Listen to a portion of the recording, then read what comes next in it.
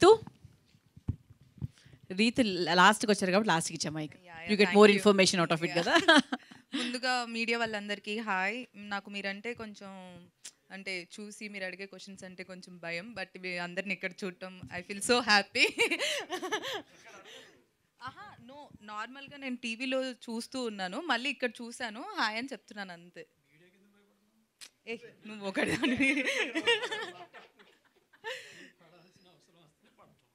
Okay fine Sunny. So Mukesh గారి గురించి మాట్లాడాలి. నా లైఫ్లో ఫస్ట్ టైం ఒక షో చేస్తే ఆ షోకి డైరెక్టర్ ముఖేష్ గారు ఆల్మోస్ట్ ఒక 3 months. ఆ 3 months చాలా టార్చర్ ఆయన. అందరూ ఆయన భరించినందుకు టార్చర్ పాపం ఆయన భరించినందుకు థ్యాంక్స్ టార్చర్ అంటున్నారు. ఆయన ఏం చేశారు చెప్పు.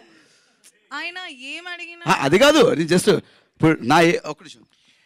ఒక విక్రమ్ గారు ఒక సూర్య గారు తయారయ్యారంటే బాలా గారి వల్ల. ఎందుకంటే డైరెక్టర్ బాలా గారు అలా చేయిస్తారు అందరితోని వర్క్. అలాంటప్పుడే టాలెంట్ బయటికి వస్తుంది అనమాట. సో అలాంటి వ్యక్తి అనమాట. అట్లా ఇప్పుడు నేను అడగలేను ఇదంతా మధ్యలో నేను అడిగిరా నువ్వు ఎందుకు వచ్చినావు?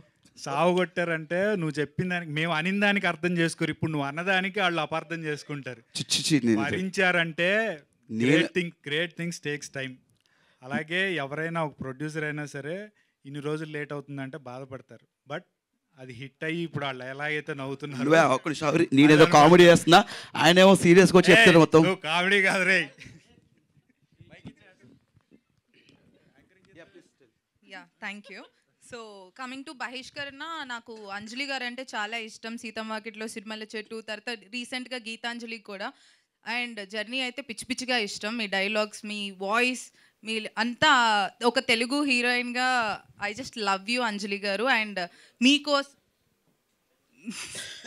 మీకోసం ఈరోజు నేను అంటే చాలా లేట్ అయింది నాకు ట్రాఫిక్లో, అయినా కూడా ఎట్లయినా వచ్చి మిమ్మల్ని చూడాలని అనుకున్నాను. సో అందుకే వచ్చాను. And thank you, very good luck. మీ బహిష్కరణ ఇంకా సూపర్ డూపర్ హిట్ అయిపోవాలి అని. అండ్ ఇప్పుడే వెళ్ళి అన్ని ఎపిసోడ్స్ అన్నీ చూస్తాను.